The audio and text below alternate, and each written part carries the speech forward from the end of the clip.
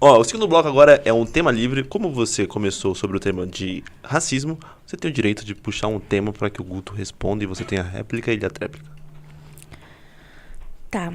A gente tinha socialismo, capitalismo e racismo, mas eu acho que eu vou para outra pergunta que talvez esteja ligada. Assim, eu fiz algumas perguntas, como o Guto também começou me fazendo a pergunta, acho que a gente poderia falar sobre isso. Dia desses eu vi um vídeo seu falando sobre encarceramento da juventude negra, né?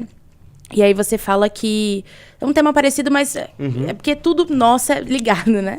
Sim. Com a juventude negra. E aí você fala que a gente precisa parar com essa balela de jovens negros encarcerados e tudo mais. Aquilo me deixou, assim, tanto quanto curiosa sobre a sua posição, né? No sentido, essa questão do cárcere no Brasil, da juventude negra, que nós também somos maioria. Eu queria primeiro te ouvir, na verdade, sobre esse assunto. Eu vi um pouco do seu vídeo, você fala um pouco sobre que é balela, que não é um problema, que você é a favor que todo ladrão, seja branco ou seja preto, seja preso. Né? E eu queria te ouvir um pouco, assim, sobre esse assunto. Bom, não sei o que causou espanto naquele meu vídeo sobre encarceramento preto, onde eu falo que eu não me importo do encarceramento se ele é negro, branco, corintiano, são paulino, amarelo, não me importo. Eu quero saber se o cara que está sendo preso, ele é bandido ou não. Se ele for bandido, eu quero que ele vá pra cadeia. Se esse cara roubou alguém, eventualmente roubou um cara negro, eventualmente é uma mulher que roubou uma mulher, eventualmente é um trans que agride um trans. E se essa pessoa cometeu um crime, eu quero que essa pessoa esteja em todos os lugares que eu quero onde o criminoso esteja, que é dentro de uma cela. Se essa pessoa não cometeu o crime, aí a gente tem um erro no sistema penal, a gente tem um erro da polícia, um erro do judiciário, que é brutal, precisa de uma reforma no Código Penal, no nosso judiciário. Aí essa pessoa não pode estar presa. Agora, se essa pessoa cometeu um crime e foi presa, e a gente está discutindo não o crime dessa pessoa, mas o encarceramento da população negra, aí eu acho que a gente se perdeu e está mais uma vez reproduzindo um discurso de uma elite histérica e totalmente descolada da realidade. Porque eu fiz um vídeo no Capão Redondo semana passada, onde eu fui perguntar para as pessoas, tipo, você se preocupa com o encarceramento da população preta? E eu tenho o vídeo completo, não edito não, só edito para caber ali, mas a grande maioria fala, cara, não. Eu não me importo, tipo, se o cara me roubou, ainda mais as pessoas mais pobres, onde se você compra um celular, você tem que parcelar tudo direitinho, esse cara vem e te rouba, seu tweet nem vai viralizar pra você contar essa história, não vai ter nada, só vai ter você roubado, assaltado, furtado. Então essas pessoas não estão nem aí pra essa história de cancelamento negro, de cancelamento da população preta, eu também não tô. Eu quero saber se o cara que foi encarcerado, ele realmente cometeu o crime, não. Ou não. Se ele cometeu, ele tem que estar na cadeia, independente da raça dele. Se ele não cometeu, aí a gente tem uma falha no sistema penal e a gente discute essa falha. Agora, enquanto a gente ficar, tipo, fulano realmente cometeu o crime, mas mais um episódio de encarceramento preto. Não, cara, se você roubou, você tem que ir pra cadeia, até porque repercute e reverbera essa tese de que o negro é bandido ou que o negro defende bandido, quando na realidade é mentira. E a gente pode ter não sei quantos mil negros presos cometendo seu crime ou não, esperando seu julgamento ou não, mas a gente tem milhões de negros que não estão fazendo isso. A gente é um país em que a maioria dos empreendedores do Brasil são negras, independente do nível do seu empreendimento, são negras. Ou seja, a maioria dos negros estão trabalhando, estão tentando buscar um trabalho, estão tentando estudar, estão tentando passar numa faculdade.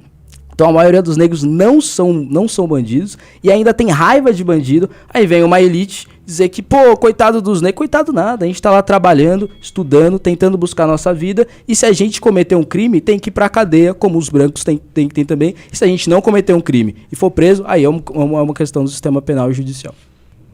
Vamos lá, Rosana, você tem mais 5 minutinhos pra falar sobre o que o Guto falou. Encarceramento da juventude negra. Não, eu perguntei sobre esse vídeo porque eu fiquei... E assim, eu tive um espanto, Guto, porque eu acho que você entra na defesa de uma coisa que parece que é exatamente contra nós. Por exemplo, nós temos um problema real, né? Nem tudo a gente resolve com lacração na internet. Digo das duas partes, né? Nem tudo a gente pega e resolve assim, discordo de você, acho que branco ou preto tem que ser... Nós temos um problema real. Nós temos um problema onde a juventude negra é encarcerada. Várias estatísticas. Ou encarcerado, ou morre de fome, ou morre de tiro, ou a única saída é pedalar uma bicicleta por horas para entregar um iFood ou um Rappi. É um problema sério que a gente está vivendo, principalmente agora pós-pandemia, né? Na verdade, durante, porque a gente ainda está na transição, o coronavírus ainda existe, o que nós chamamos de agravamento da desigualdade social. Então, nós temos um problema. E eu acho que, assim, quando você, um jovem negro, olha para esse problema e diz assim, não tô nem aí para esse problema, se for branco ou preto tem que ser preso, eu acho que a gente ignora uma realidade muito dura. Nós somos maior parte de uma população encarcerada, eu não digo assim, porque as pessoas acham que é isso, né? Defesa de bandido, não tô falando disso. Mas nós somos a maior parte, inclusive, de uma população que ainda nem foi julgada. E eu acho que é um problema, porque é o seguinte, não é questão, Guto, de defendo, e muitas pessoas falam isso, né? Não gostou, leva pra casa. É raso, cara, porque eu acho que todos os problemas que a gente tem no Brasil, ele precisa ser debatido com profundidade. Nós temos um problema, né? Se hoje, por exemplo, em São Paulo, o assalto aumentou, qual que é o problema? Onde tá essa juventude que não tá, por exemplo, dentro da sala de aula? Porque ao mesmo tempo que se aumenta o assalto, como se eu for lá no Capão Redondo perguntar para as pessoas, né? E que se aumenta, por exemplo, o próprio encarceramento de uma juventude que está sem perspectiva, você olha que aumenta também a evasão e abandono escolar universitário. Então, se essa juventude não está dentro da escola, não está dentro da universidade, está onde? Isso é dado. Isso é dado. Nesses 2 anos de pandemia, a maior parte da juventude brasileira não pôde continuar estudando porque não tinha internet, não tinha computador. Esse negócio de estudar de casa, né, muita gente não conseguiu. Você vai em qualquer sinal de São Paulo, tem uma criança pedindo ajuda para vender uma jujuba, para ajudar a mãe a comprar um gás de cozinha que está mais de R$100. É a realidade do povo brasileiro. Eu fui assaltada, inclusive, há pouco. Estouraram o vidro do carro, pegaram, você fala disso, né? Pegaram o telefone e saiu correndo. É óbvio que naquele momento você se sente assim, caramba, como tá insegura essa cidade. Inclusive, um ponto que nós precisamos falar, São Paulo tá extremamente inseguro.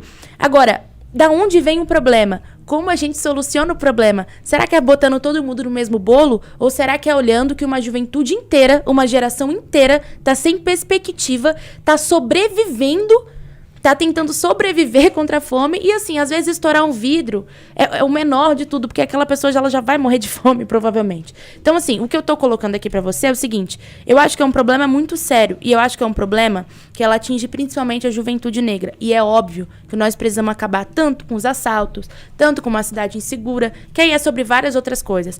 Mas eu coloco, Guto, que é um problema sério, estrutural mesmo, porque tem muitos anos que isso acontece e eu acho que nós temos um caminho que coloca esse problema, que é o seguinte, a juventude hoje, principalmente a juventude negra, não tem emprego, não tem educação. Qual é a saída, qual é a alternativa para um jovem negro sobreviver hoje? Então, assim, eu queria muito te ouvir porque eu não entendi qual é a saída que você apresenta. Porque a partir do momento que se aumenta o encarceramento da juventude negra e junto com isso aumenta a evasão, o abandono escolar e o desemprego, qual é a saída que a gente pode apresentar para a juventude negra paulista, por exemplo? Então, assim, eis a questão. Será que é falar isso? Por mim, tanto faz ser preso? Eu acho que não. Eu acho que é pensar que jovens negros como eu e como você têm um futuro brilhante, como você falou. Nós podemos ser o que a gente quiser, nós somos inteligentes e com acesso e oportunidade, a gente, inclusive, pode chegar no mesmo lugar que muitos outros jovens brancos estão. Então, esse é meu questionamento e essa é a minha colocação sobre o tema. Acho que eu passei um pouquinho, quase. Nossa, quase lá. Guto, a tréplica é totalmente sua. E queria agradecer a Rosana aí, porque aparentemente eu tenho uma seguidora assídua aqui na nossa mesa. Ela já citou uns 5 vídeos meus. Eu só citei um.